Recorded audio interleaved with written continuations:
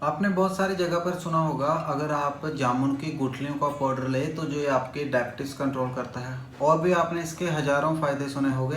तो आज हम इस वीडियो में जामुन की गुठली के पाउडर का एनालिसिस करेंगे, क्या हमें इसे लेना चाहिए या नहीं लेना चाहिए। नमस्कार, मैं हूं डॉक्टर मनवीर सिंह। आप सभी का क्लिनिकल आयुर्वेदा चैनल में स्वागत है। अब बात करते हैं जामुन की गुठली के पाउडर की। जैसे मैंने आपको पिछली वीडियो में बताया, जैसे मेथी दाना सीड को लेना चाहिए या नहीं, करेला के जूस को लेना चाहिए या नहीं। अगर आपको डायबिटीज है और आप किसी भी फूड को अपनी डाइट में ऐड करना चाहिए तो आपको 3 पॉइंट उसके देखने होंगे। नंबर फर्स्ट, उसकी न्यूट्रिशन वैल्यू क्या है। नंबर सेकंड, उसकी पीएफ वैल्यू क्या है। एंड नंबर थर्ड, उसका ग्लिसमिक लोड क्या है। अगर मैंने जैसे पिछली वीडियो में जो क्राइटेरिया बताए, अगर वो उस क्राइटेरिया को पास आउट करता है तो आप उसे इनटेक कर सकते हैं। न्यूट्रिशन वैल्यू ज़्यादातर साइटों पर जामुन की जो गुठली की दी हुई है, जिसमें वाटर कंटेंट ज़्यादा होता है, तो आपको मैं एक सूखे पाउडर की अप्रॉक्सीमेटली इसकी न्यूट्रिशन वैल्यू आज बताऊंगा।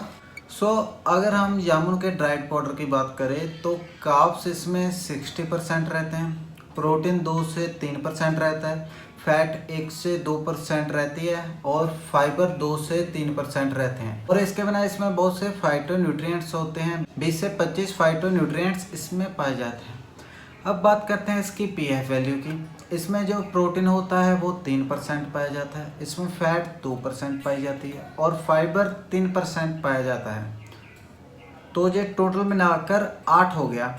अब बात करते हैं ग्लिसमिक लोड की लिए। Glycemic index into total carbohydrates divide by 100।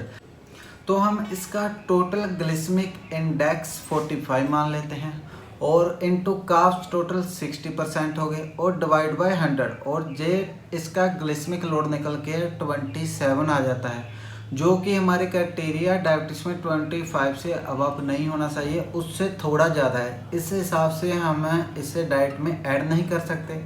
लेकिन सेकंड, इसका ये भी पॉइंट ऑफ व्यू है कि हम 100 ग्राम पाउडर तो एक बार में लेंगे नहीं, हम एक बार में 5 या 10 ग्राम पाउडर लेंगे। अगर हम इसकी 5 ग्राम का ग्लिसमिक लोड निकालते हैं तो वो मात्र 1 या 2% आता है। तो हाँ, हम इसको अपनी डायबिटीज साइड में ऐड कर सकते हैं और ये बेनिफिशियल हो सकता है। बात करेंगे ये हमें लेना चाहिए या नहीं। इसे जानने के लिए हम इसके पहले थेरेपेटिक जूसेस को जानते हैं। थेरेपेटिक जूसेस के बहुत सारे फायदे बताए हैं, जैसे बताया बहुत सी जगह पर बताया गया, ये कैंसर में यूज़फुल है, ये इन्फ्लामेशन में यूज़फुल है, ये फीवर में यूज़फुल है और ये डायबिटीज़ में यूज़फुल है।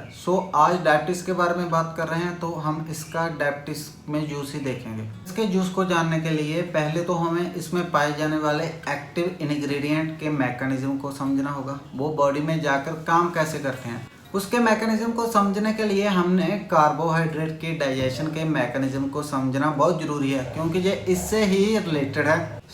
कार्बोहाइड्रेट का डाइजेशन हमारे माउथ से ही स्टार्ट हो जाता है।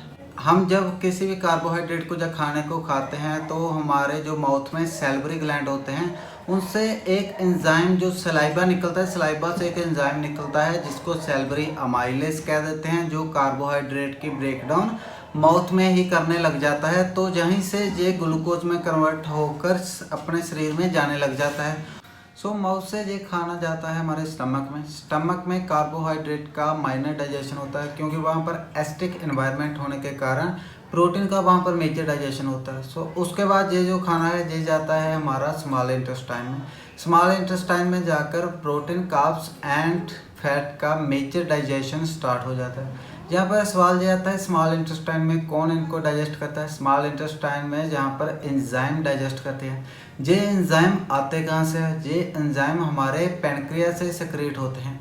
जो लाइपेज एंजाइम होता है वो फैट को डिसॉल्व करता है, जो अमाइलेज एंजाइम होता है वो कार्बोहाइड्रेट को डाइजेस्ट करता है, डिसॉल्व करता है, और जो प्रोटीएज एंजाइम होता है वो प्रोटीन को ब्रेक डाउन करके उसे डिसॉल्व करता है। ये तीनों जो मेजर एंजाइम है पैनक्रिया से ही रिलीज होती है। पैनक्रिया अकेला इंसुलिन का ही काम नहीं करता, वो तो सिर्फ इसका 2 से 3% पार्ट है इसके काम का। बाकी जो मेजर काम डाइजेस्टिव एंजाइम को रिलीज करने का करता है। तो अब जानते हैं जामुन की गुठली इस मैकेनिज्म में क्या काम करती है। अगर हमने सपोज करो जामुन की गुठली का पाउडर खा लिया तो ये जो अमाइलेज एंजाइम है उसे इनहिबिट कर देती है कार्बोहाइड्रेट को तोड़कर शुगर में चेंज करने से। जिसके कारण आपके कार्बोहाइड्रेट शुगर में ब्रेक डाउन नहीं हो सके, और ब्रेक डाउन नहीं हो सके और आपके ब्लड में शुगर लेवल बढ़ नहीं सका।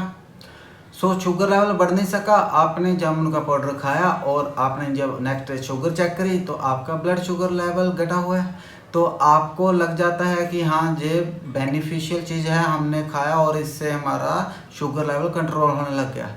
ये बात तो चलो ठीक है, इसकी एडवांटेज है, हम इसे ले सकते हैं। अब बात कर लेते हैं ऐसा होने के बाद इसके पॉसिबल साइड इफ़ेक्ट की। क्या क्या साइड इफ़ेक्ट होने के चांस रहते हैं। तो जब इसने कार्बोहाइड्रेट को टूटने ब्रेक डाउन नहीं होने दिया शुगर में, तो वो जो कार्बोहाइड्रेट का पार्ट है वो अनडाइजेस्टेड रह गया। इस अनडाइजेस्टेड कार्बोहाइड्रेट की वजह से आपको पेट में भारीपन हो सकता है, गैस बन सकती है, फ्लटुलेंस हो सकती है, क्योंकि ये जो अनडाइजेस्टेड कार्बोहाइड्रेट है ये आपके इंटेस्टाइन के अंदर पर बैक्टीरिया उससे खाने लगेंगे और फर्मेंटेशन होने लगे और आपको इन्फेक्शन हो सकती है। ये थी इसके पॉसिबल साइड इफ़ेक्ट की बात। तो अकॉर्डिंग टू माय ओपिनियन आप जामुन के सीड का पाउडर अपनी डाइट में ऐड कर सकते हैं, क्योंकि ये डायरेक्ट इंसुलिन पर कोई इफेक्ट नहीं डालता, ये सिर्फ एमाइलेज की एक्टिविटी को इनहिबिट करता है। हाँ, किसी दिन अगर आपने मान लो आप बाहर गए हो फैमिली के साथ या यारों दोस्तों के साथ गए हो, कुछ ही दिन ज़्यादा खाया गया आपसे और ज़्यादा कार्बोहाइड्रेट आपने इनटेक कर लिए, तो उस दिन आप थोड़ा सा ये जामुन पाउडर ऐड कर दो, जिससे आपके कार्बोहाइड्रेट की शुगर में ब्रेकडाउन कम होगी और आपका शुगर लेवल बढ़ नहीं पाएगा। कभी कभार आप इसको अपनी डाइट में ऐड करके रख सकते हैं, ये आपकी शुगर में डायबिटीज रिवर्सल डाइट में कभी कभार हेल्पफुल रह सकता है, लेकिन डेली पर्पस यूसेज के लिए मैं इसको रिकमेंड नहीं करूँगा।